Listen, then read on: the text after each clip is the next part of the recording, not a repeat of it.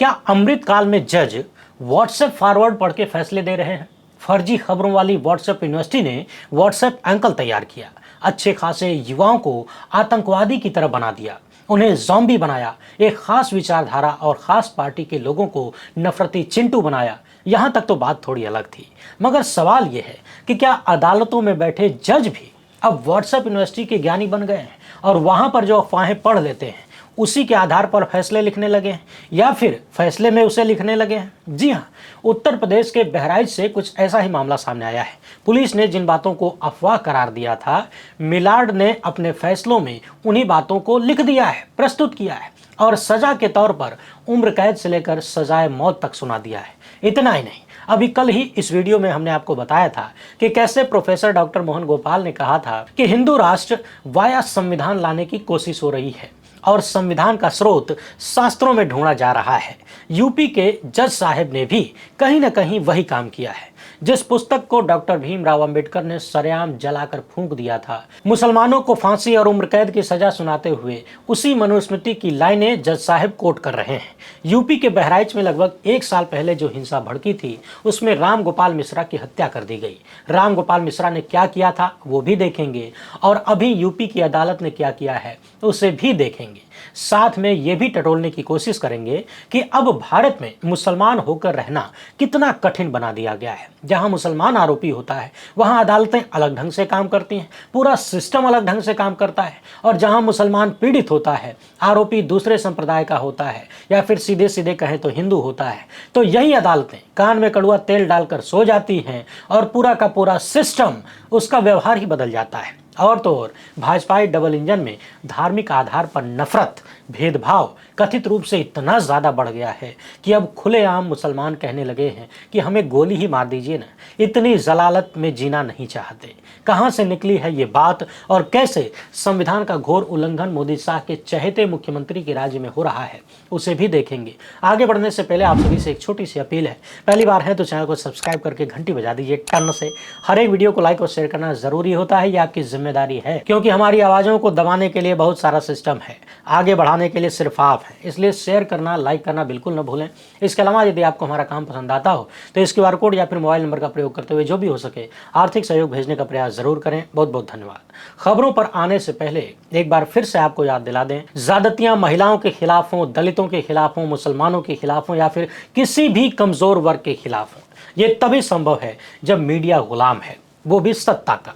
यदि देश में मीडिया अपना काम कर रहा होता तो सत्ता में बैठे लोग और जज की कुर्सी तोड़ रहे लोग इस तरह से बाबा साहेब के संविधान को लात मार के व्हाट्सएप फॉरवर्ड पढ़ के फैसले नहीं लिखते। इसलिए गोदी मीडिया को देखना देश के साथ सबसे बड़ा विश्वासघात है, ये मानकर चलिए।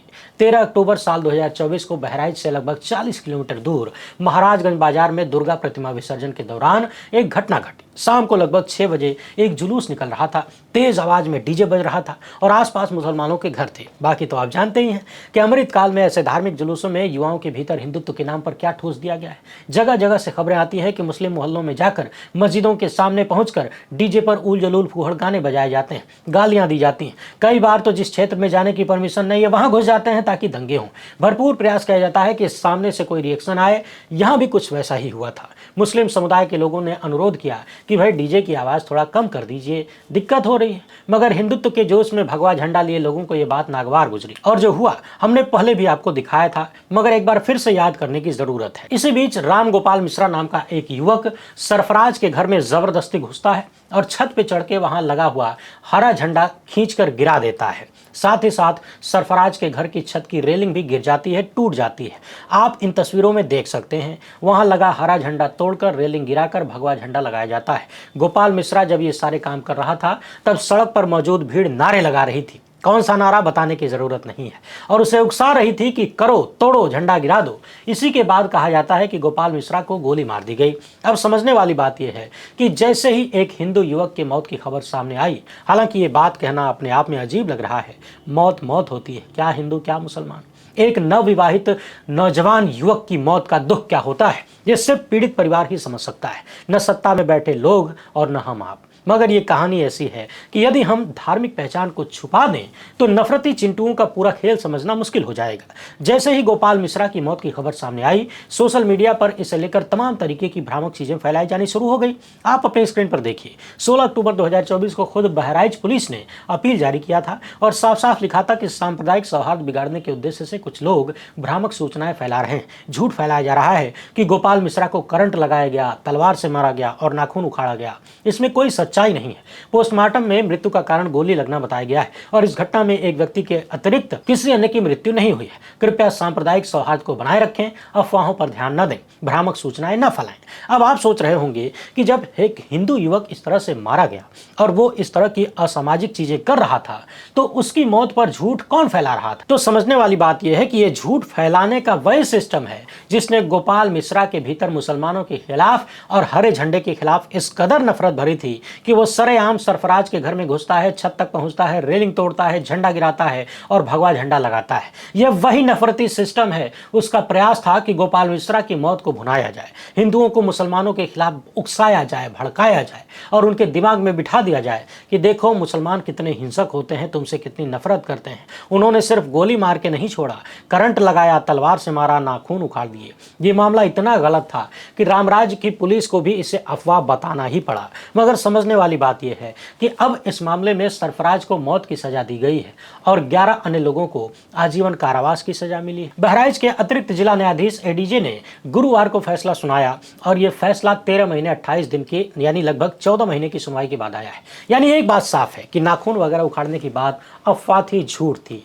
पुलिस ने इससे साफ इनकार किया था। परंतु अब आप अपने स्क्रीन पर एक तरफ बहराइच पुलिस की बातों को देखिए और दूसरी तरफ ये देखिए कि अदालत ने अपने फैसले में क्या लिखा है। यहाँ लिखा गया है कि एक निहत्थे नवयुवक की हत्या, उसके शरीर को गोलियां चलाकर छलनी कर दिया गया, उसके पैरों को इस तरह से जलाया गया कि उसके नाखून तक बाहर निकल गए।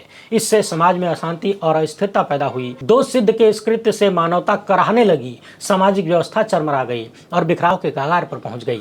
एक वर्ग की आस्था एवं विश्वास की भी हत्या हुई। ऐसे शैतानों के लिए न्याय की समुचित मंशा में ऐसा दंड दिया जाना चाहिए जिससे समाज में पनप रहे ऐसे हैवानों के अंदर भय उत्पन्न हो। यानी नाखून उखाड़ने की जिस बात से पुलिस ने साफ साफ इनकार किया था, तलवार मारने और करंट लगाने की बात से साफ साफ इनकार किया था, वही बात जज साहब ने अपने फैसले में लिख दिया है। और तो और इससे ठीक नीचे अपने फैसले को वाजिब बताने के लिए जो लिखा गया है उसे भी देख लीजिए। अपने आदेश में मिलाड ने मनुस्मृति का हवाला दिया है। अतिरिक्त सत्र न्यायाधीश पवन कुमार शर्मा ने मनुस्मृति का जो अंश लिखा है उसका अर्थ भी नीचे दिया गया है कि मनुस्मृति के अनुसार प्रजा द्वारा राजधर्म का पालन किया जाए। इस दृष्टि से दंड विधान का होना नितांत आवश्यक माना गया है। दंड के भय से समाज के व्यक्ति अपने धर्म और कर्म से विचलित होने से बचते हैं। दंड ही प्रजाजनों की जान माल की रक्षा करता है, इसलिए अपराधी को दंडित करना शासक का परम धर्म माना गया है। यानी जज साहब ने शायद अपने आप को शासक मान लिया होगा और ये भी भूल गए होंगे कि इस देश में संविधान है, नियम कानून है। ये देश संविधान से चलता है, मनुस्मृति से नहीं। और सबसे ज्यादा ध्यान देने वाली बात यह है कि मनुस्मृति को उन्हीं बाबा साहेब ने जलाया था जिन्हें संविधान के रचयिता के रूप में माना जाता है। यानी सीधे सीधे क्या ये न्यायपालिका के भीतर बैठे लोगों द्वारा संविधान को चुनौती नजर नहीं आती? सवाल यह है कि जो लोग बाबा साहेब के नाम पर राजनीति करते हैं, उनके नाम पर बाजारीकरण करके अपना पेट पालते हैं, क्या वो लोग ऐसी चीजों के खिलाफ आवाज उठाएंगे? क्योंकि जब मनुस्मृति की 2 लाइनें इस तरह से अदालत के आदेश में लिखी जा रही हैं तो फिर बाकी चीजें भी धीरे धीरे लागू हो रही हैं और एक दिन आएगा जब ये सब कुछ सामान्य कर दिया जाएगा। लोगों को यह भरोसा दिला दिया जाएगा कि संविधान तो बेकार की चीज है, उसका असली स्रोत तो यहाँ है, शासन मनुस्मृति से चलेगा। और इस किताब में दलितों, पिछड़ों, महिलाओं के लिए क्या क्या लिखा है आपने सुना तो होगा ही। अभी कल ही इस वीडियो में हमने दिखाया था कि कैसे मद्रास हाईकोर्ट के एक जज, जिन पर बार बार बीजेपी आरएसएस के एजेंट के रूप में काम करने का आरोप लगता है, उन्होंने बीजेपी का राजनीतिक एजेंडा लागू करवाने का आदेश जबरदस्ती दिया और अब उनके खिलाफ महाभियोग का प्रस्ताव विपक्ष लेकर आया है। यानी बहराइच वाले मामले में अतिरिक्त सत्र न्यायाधीश पवन कुमार शर्मा के फैसले में 2 चीजें हैं। एक तो ये कि बहराइच पुलिस ने जिस बात से इनकार किया था, जज साहब ने अपने फैसले में उन्हीं बातों का जिक्र किया है, यानी अफवाहों का जिक्र किया है। तो सवाल यह है कि क्या इन्होंने व्हाट्सएप फॉरवर्ड पढ़ के फैसला दिया है? व्हाट्सएप पर जो अफवाहें चल रही थी क्या वही जज साहब के दिमाग में थी? सोशल मीडिया का झूठ था? आखिर ये बात कहां से आई कि नाखून उखाड़ा गया? बाकी मनुस्मृति का जिक्र क्यों आया है और कैसे ये लगातार आ रहा है, आता रहेगा, ये भी हमने आपको पहले ही कई बार बताया है। पत्रकार नरेंद्र प्रताप ने लिखा है कि बहराइच पुलिस ने अफवाह को अफवाह माना, मगर जज साहब ने अफवाह को हकीकत मान लिया।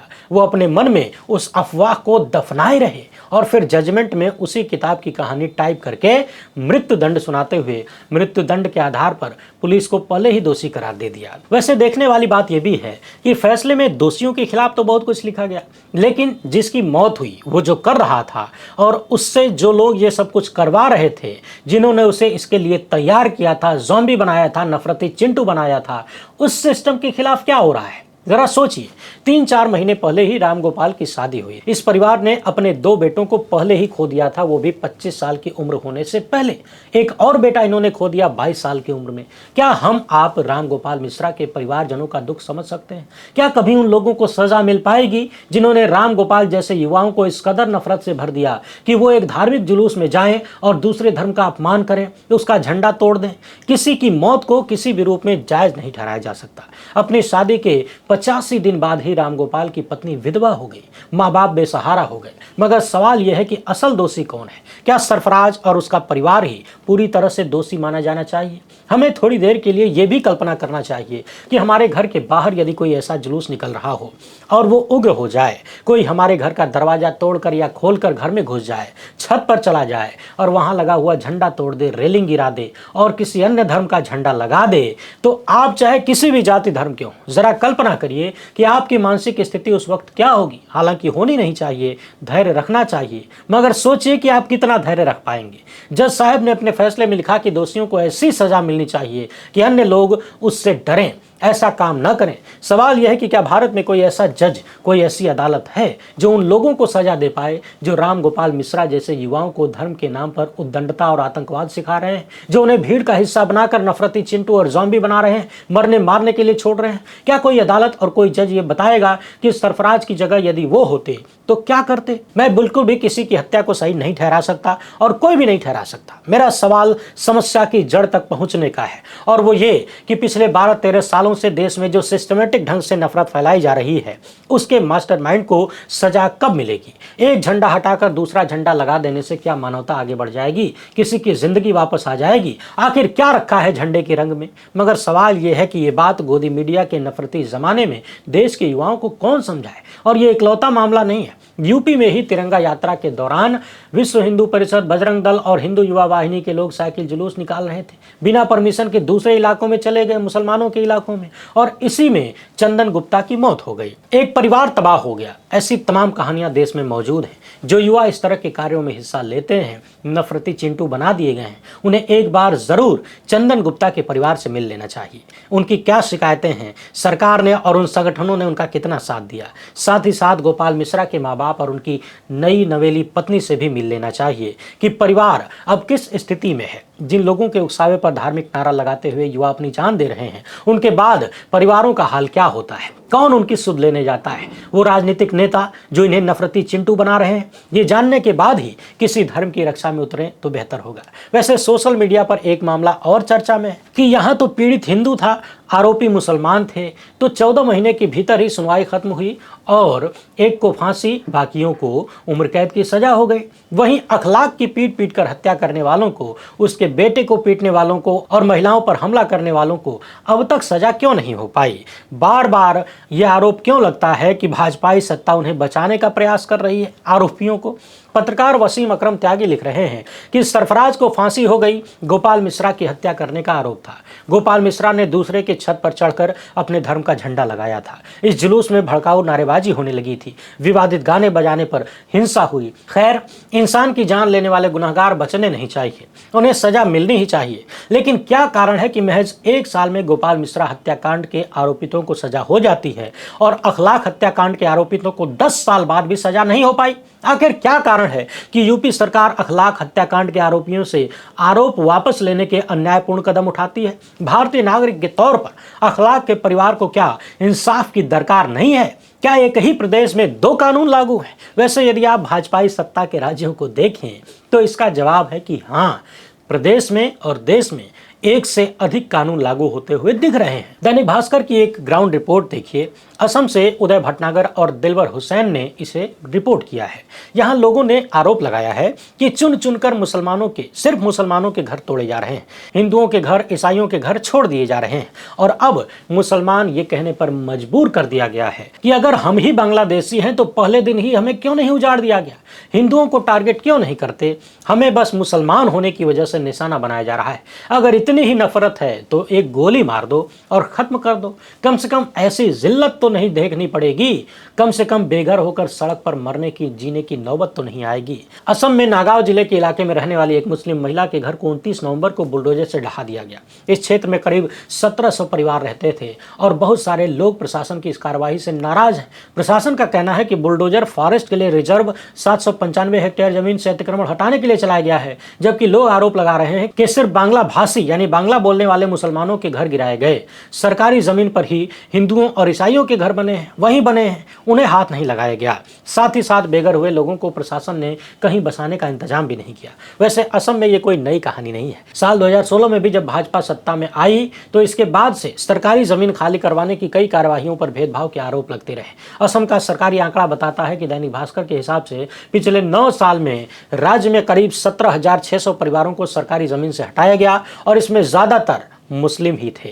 सवाल यह है कि यदि अतिक्रमण से हटाना है तो फिर कथित रूप से मुसलमान देखकर कैसे हटा सकते हैं? आखिर संविधान के मूल अधिकारों का क्या अर्थ रह जाता है? आर्टिकल 14 जो कानून के समक्ष समानता की बात करता है, आर्टिकल 15 जो भेदभाव का निषेध करता है, आखिर इन सब का क्या अर्थ रह जाता है जब सरेआम इस तरह से सरकारी कार्यवाही पर धार्मिक आधार के बूते भेदभाव का आरोप लगता है? बाकी अमृतकाल में देश भर में अल्पसंख्यकों के खिलाफ, दलितों के खिलाफ जो चल रहा है और प्रशासनिक कार्यवाही में जो भेदभाव होता है वो सब हम सब के सामने है। बार बार ये चीजें सामने आती हैं कि यदि आप मुसलमान हैं तो एक निराधार आरोप भी आपकी जिंदगी तबाह कर सकता है। आपको सालों साल जेल में सड़ना पड़ सकता है, अदालतें जमानत तक नहीं देंगी और आपको कैद में जीते जी मार दिया जाएगा। और फिर सवाल यह है कि हम उन अदालतों तथा वहां बैठे ऐसे जजों से क्या ही उम्मीद लगाएं जो अफवाहों को अपने फैसले में वर्णित करते हो, जो एक संवैधानिक देश में मनुस्मृति कोट करते हो, वो मनुस्मृति जिसे संविधान बनाने वाले ने ही जला दिया था। वैसे आप इस मामले पर क्या सोचते हैं? क्या बाबा साहेब के नाम पर दलित राजनीति करने वालों को ऐसे मामलों पर बोलना नहीं चाहिए, विरोध नहीं करना चाहिए? और यदि वो खामोश रहते हैं तो फिर किस मुंह से संविधान और डॉक्टर अंबेडकर के नाम पर वोट मांग सकते हैं? अपना जवाब कमेंट बॉक्स में जरूर लिखिएगा।